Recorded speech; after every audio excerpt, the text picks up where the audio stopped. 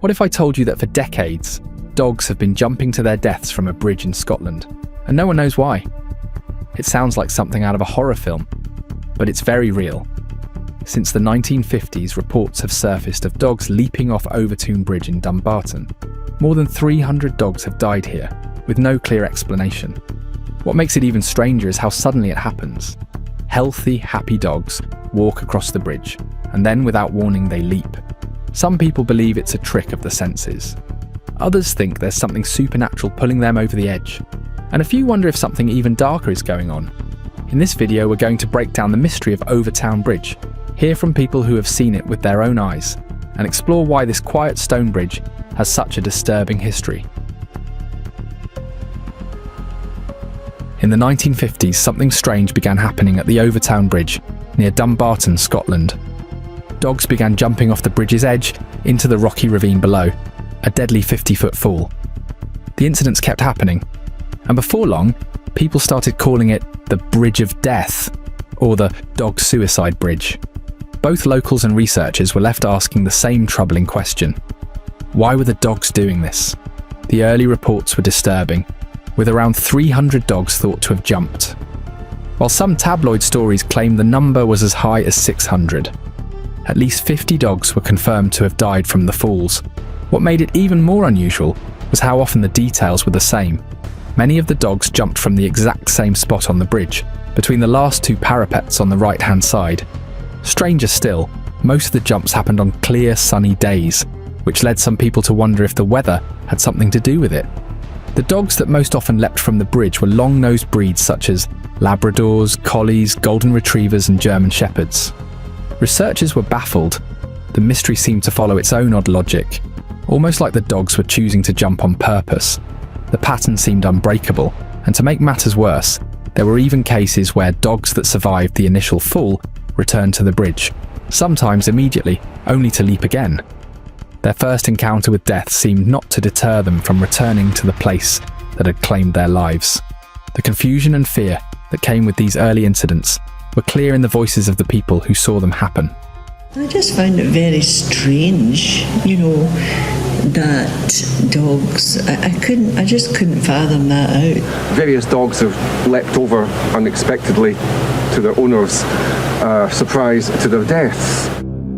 They're jumping into just like a ravine, and they had me, they've tried to find out why they do this, but nobody's ever found. Because no clear explanation has ever been found, the mystery has lingered for decades and become part of local memory. Alistair Dutton, a resident of Dumbarton and taxi driver, offered insight into the cultural context surrounding the bridge and the deaths. People in Dumbarton are very superstitious. We grew up playing in the Overtoun grounds, and we believe in ghosts here because we've all seen or felt spirits up here, he said. In recent years, Bob Hill, the current tenant of Overtoun House, and his wife have seen more dogs leap from the bridge with no clear warning. Living so close to the site, the couple has had a front row view of the mystery that has unsettled visitors for decades. They asked me because I've only lived here since 2001, and I've seen every dog that's jumped. They don't know there's not anything on the other side of that wall, so they just jump up, then they tumble over. Hill has come to believe that the house and the surrounding grounds carry a presence that cannot be explained away. In his view, the pattern of tragedy suggests that something beyond the ordinary may be influencing the dogs. Paul Owens, a teacher of religion and philosophy in Glasgow, grew up in a town not far from the bridge. Over the years, the strange stories surrounding it never left his mind, and he eventually dedicated more than a decade to researching the phenomenon. The result was his book, The Baron of Rainbow Bridge, in which he explores the many accounts and theories tied to the site. Owens does not believe the dog's behaviour can be explained by ordinary means. To him, there is something strange at work that continues to defy simple explanation. After 11 years of research, I'm convinced a ghost is behind all of this, he says while sitting outside a pub on a rainy Glasgow afternoon. He shared his own unsettling experience, recounting how he felt a firm, hard prod, as though something invisible was trying to push him over the bridge. He believes the dogs feel something similar, which makes him think an unusual force could be behind the jumps. Local psychic Mary Armour decided to test the bridge herself, bringing along her Labrador for the walk.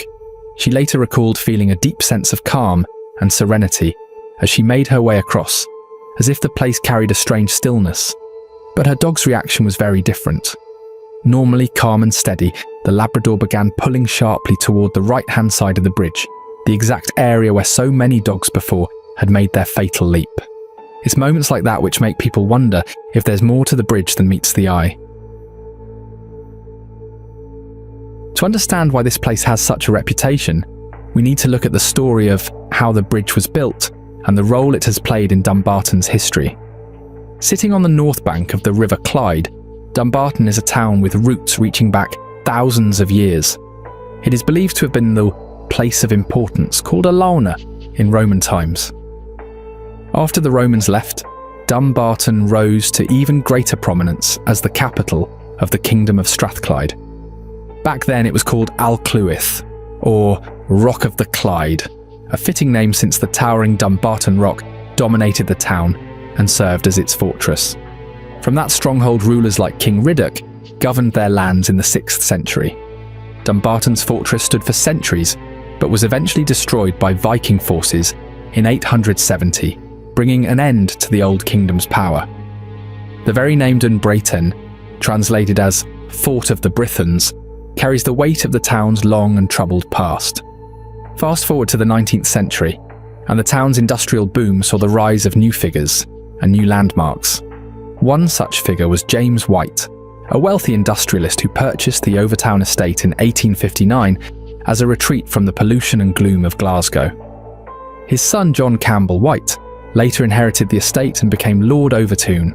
In 1895, he commissioned the construction of the Overtoun Bridge, which was unlike anything else in the area. Designed by engineer H.E. Milner, the bridge was built from freestone quarried on the estate itself and carried into place on a small railway laid just for the project. 3 arches span the ravine, with the central arch stretching more than 30 feet across, rising high above the Overtoun burn below. From parapet to water, the drop is more than 50 feet, a fall no human or animal could hope to survive. At first, the bridge was seen as a real success, a bit of grand design linking the mansion to the estate. With its heavy stonework, tall buttresses, and domed caps, it looked impressive, even majestic. But over time, people in Dumbarton began to see it differently. The height felt intimidating, and the thick vegetation below could trick the eye, making the ground look much closer than it really was. Slowly, the bridge picked up a more unsettling reputation. For all the history and all the research, the central mystery remains unsolved. What is it that draws the dogs to leap from the bridge? What stands out from the very beginning is the consistency of the jumps. Dogs, for reasons no one can fully grasp, consistently leap from the same area of the bridge. Almost without exception, it happens between the final 2 parapets on the right-hand side. Time after time, witnesses and researchers have noted this exact spot as the place where dogs seem compelled to leap. Another strange detail lies in the types of dogs most often involved. Time and again, it's long-nosed breeds like Labradors, Golden Retrievers, Collies, and German Shepherds that are reported leaping from the bridge. The pattern is too specific to ignore. Why these dogs and not others? What is it about their heightened senses that seems to draw them to the same deadly spot? Local researchers estimate that more than 300 dogs have leapt from Overtoun Bridge, with some reports suggesting up to 600 incidents. The death toll is estimated at 50, but the mystery deepens when considering the dogs that survived the initial fall, only to return to the bridge, sometimes immediately, for a second attempt. These dogs, known as second-timers, add another layer of confusion to the whole story. What makes this case even stranger is the weather in which it happens. Nearly all of the incidents occur on clear, sunny days, which seems completely at odds with the kind of behaviour one would expect in a dangerous or life-threatening situation. In October 1994, things took a darker turn. Until then, Overtoun Bridge was mostly talked about because of the strange dog incidents. But that year, a human tragedy unfolded on the bridge, and it left a mark that people still talk about today. On that fateful day, a 32-year-old man named Kevin Moy, who was battling severe depression and later diagnosed with paranoid schizophrenia, took his 2-week-old son, Eugen, on what was meant to be a simple family outing near the bridge. What followed next was a horrific act that would shock the entire community. Standing on the bridge, Moy threw his infant son from the 50-foot height into the rocky gorge below. Some reports suggest that Owen died instantly, while others say he succumbed to his injuries at the hospital shortly after the fall. Regardless, the tragedy was undeniable. A young child, just beginning his life, lost it in the most violent of ways. After what he did, Moy tried to take his own life, throwing himself over the bridge as well. However, he was either stopped by his wife or failed in his attempt. Even after being pulled back to safety, Moy tried to harm himself again, attempting to slash his wrists with a kitchen knife upon reaching Overtoun House. His tragic mental state became clearer during police questioning. Moy confessed that he had been acting on orders from the devil, claiming that he believed his son Jogan was the Antichrist and that he himself was also the Antichrist. His delusions didn't stop there. He told the authorities that both he and his child were responsible for the Gulf War and that they would bring about the world's destruction through a deadly virus. In his mind, the only way to save humanity was to kill his son and himself. The bridge, chosen as the location for this tragic act, was one that Moy associated with dark spirits from pagan times. He believed the land surrounding Overtoun House and the bridge itself was steeped in evil energy, a place where malevolent forces had power over the living. This terrifying belief was perhaps not entirely shared by those around him, but it certainly added to the growing supernatural lore of the area. When the case went to court, more details came out about Moy's unstable mindset. A jury ultimately found him not guilty by reason of insanity, and he was ordered to be detained indefinitely at the State Hospital at Carstairs, a secure psychiatric facility in Scotland. For a lot of people, that incident changed the way they saw the bridge. Overtoun wasn't just a spot where dogs mysteriously jumped anymore, it was now tied to human despair and madness too. To some locals, the tragedy felt like proof that the bridge was carrying something darker than anyone wanted to admit. Moy himself even talked about dark spirits and evil forces, which only added fuel to the belief that Overtoun Bridge was more than just stone and mortar. To many, it felt like the place had a presence of its own, something spiritual and unsettling that pressed in on anyone who crossed it. So, perhaps the mystery can be explained by nature alone. According to Celtic spirituality, a thin place is a geographic location where the boundary between the physical and spiritual worlds is extraordinarily thin. It is as if the two worlds overlap, allowing spirits or otherworldly beings to pass more easily from one realm to the other. For the ancient Celts, these places held a special significance and were often seen as potent, sometimes unsettling.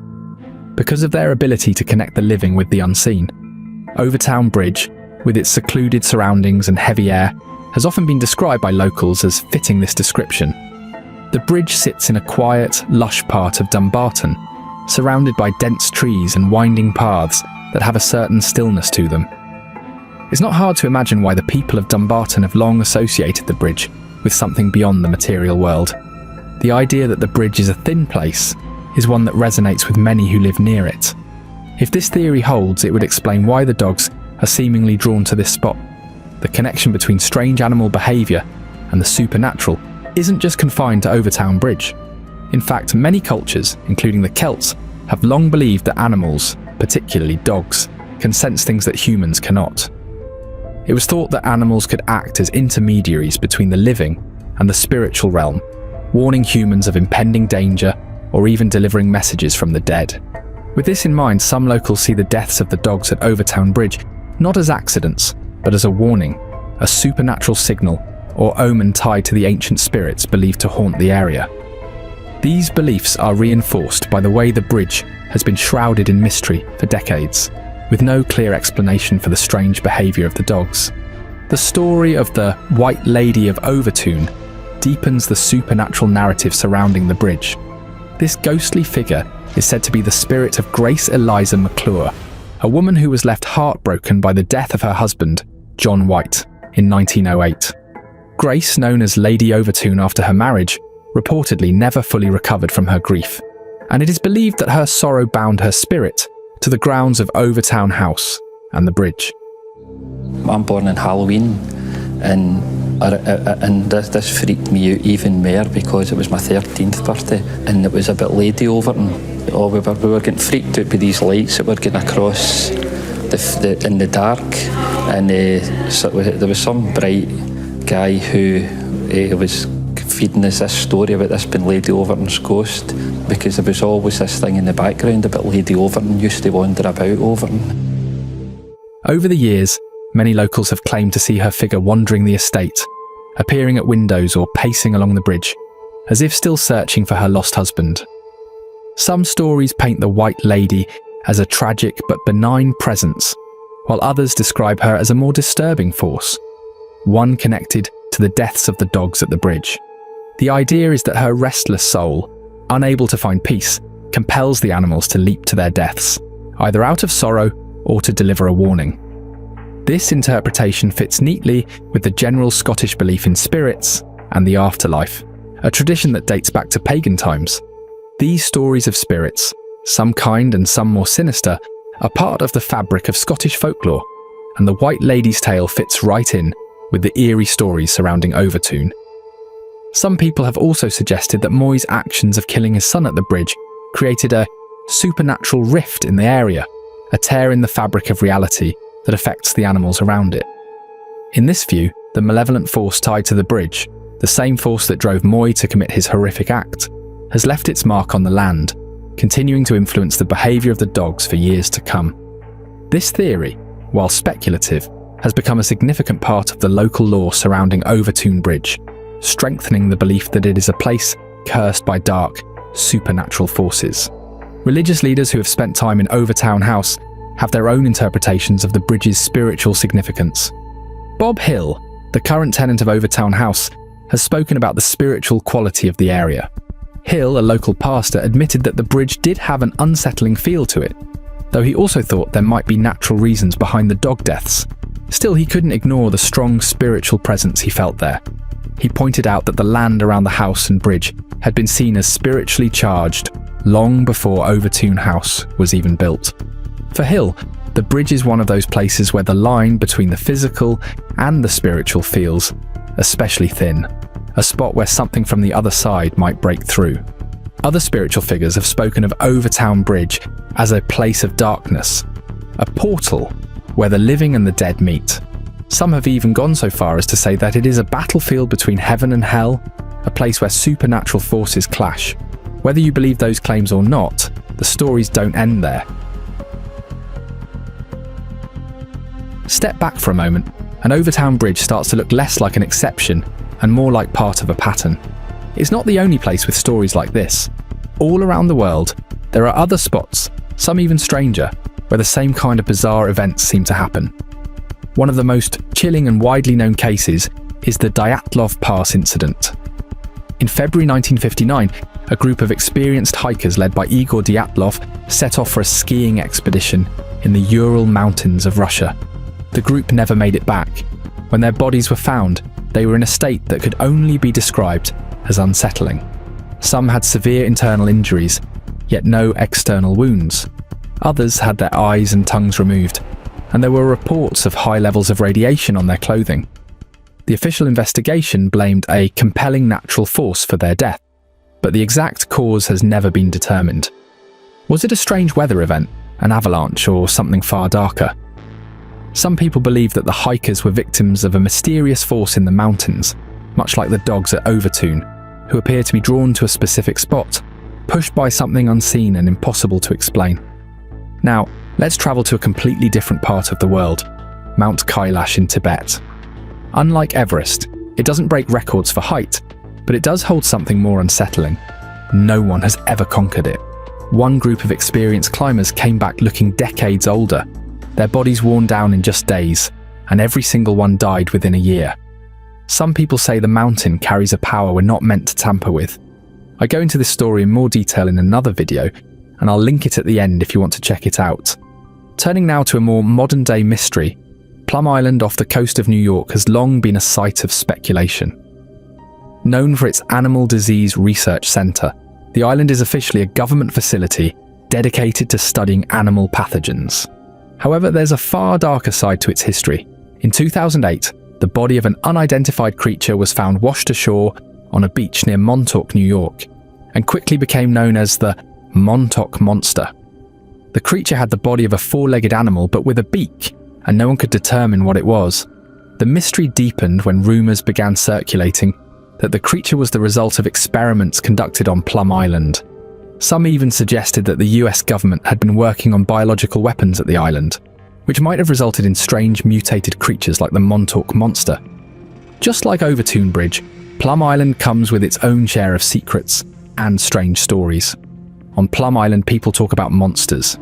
At Overtoun, it's the dogs that keep jumping. Different places, but the same kind of mystery. It makes you wonder if certain spots in the world carry some kind of strange energy that makes animals, and even people, do things we can't explain. These cases, though scattered across the world, share striking similarities. Whether it's the dogs leaping to their deaths at Overtoun, the hikers at Dyatlov Pass, or the strange creatures of Plum Island, there are threads that connect these places to something deeper, something that remains a mystery. Still, for every claim of mystery, there are voices ready to counter with reason, insisting that science holds the answer. Naturally, there are people who see it differently. For them, the strange events have simple explanations rooted in psychology and reason. Canine psychologists and animal behaviour experts have been at the forefront of these rational explanations, offering a more scientific look at the behaviour of the dogs at Overtoun Bridge. Dr. David Sands, a respected canine psychologist, is one of the key figures in this camp. He proposes that the strange actions of the dogs are not the result of any other worldly influence, but are instead rooted in natural behaviour. Dr. Sands suggests that the dog's instincts are triggered by a powerful scent. Specifically, he points to the very strong odour of the mink in the gorge below the bridge. Mink, which live in the area, likely emit a scent so potent that it can drive dogs into a state of frenzy, compelling them to leap off the bridge in pursuit. This hypothesis makes sense when you consider how well developed a dog's sense of smell is. Easily 100,000 times stronger than a human's. The scent could reach the dogs from a significant distance, perhaps even from 50 feet off the bridge, prompting them to follow their instincts. Further supporting Dr. Sands' theory is the design of Overtoun Bridge itself. The bridge's construction, combined with the surrounding foliage, might create an optical illusion. The tapered edges of the parapets, coupled with the ivy that covers the stone walls, can obscure the steep drop below. To a dog, the ground might appear level, making the jump seem less like a dangerous fall and more like an extension of the path. It's easy to imagine how this combination of strong sense and visual misperception could lead a dog to make such an unfortunate decision. Psychologists have also weighed in on the matter, examining the behaviour of the dogs in a broader context. Dr. Stanley Coren, a psychology professor at the University of British Columbia, has pushed back on many of the myths about Overtoun Bridge. One of the big ones is the idea that dogs might actually try to commit suicide. He says that is just not possible. Suicide, in the way humans understand it, takes a level of emotional and mental complexity that dogs simply do not have. He is also doubtful about the claim that dogs can sense ghosts or supernatural forces. Yes, dogs can pick up on our emotions and even react to things like hallucinations, but Coren does not believe that means they are detecting spirits. Brian Ego from Glasgow Skeptics has been one of the louder voices pushing back on the sensational stories about Overtoun Bridge. He and other skeptics say the whole idea of a dog suicide bridge is more myth than fact. The numbers people throw around are a big part of that. Some local researchers say more than 300 dogs have jumped. Other reports claim as many as 600. Some even suggest that at least 50 have died. But according to Ego, none of those figures are backed up with solid evidence. Ego's argument rests on the idea that much of the lore surrounding Overtoun Bridge is based on exaggeration and selective memory. Stories of strange happenings get passed along, and with each retelling, they grow in stature. According to skeptics, these stories gain traction because people are often drawn to sensational explanations, even when simpler, more rational ones exist. This, they argue, is the root of many urban legends, not just in Scotland but across the world. Some point out that the dog suicide phenomenon is likely an exaggeration of a few isolated incidents, which have been woven into a larger, more fantastical narrative. The Scottish Society for the Prevention of Cruelty to Animals, SSPCA for instance, has no records of a widespread problem with dogs jumping from Overtoun Bridge. Even the media, which often fuels sensational stories, typically maintains that suicide is a human trait, and dismisses the idea that dogs would intentionally harm themselves. Instead, they point to more plausible explanations, such as the dog's attraction to strong scents or the visual confusion caused by the bridge's design. Psychologists point out that we humans have a habit of believing in things that are not true, especially when something feels unexplainable. Rather than going straight to a rational answer, we tend to grab onto stories about ghosts or strange forces because they make the mystery feel like it has meaning. Part of the fascination with Overtoun Bridge is the idea of dog suicide. It feels like animals are going against their instincts, and that makes people uneasy. In the end, I can't help but feel that Overtoun Bridge may still hold a secret that science can't explain. The repeated deaths, the strange behaviour, the atmosphere, it all feels like there's something else at play here.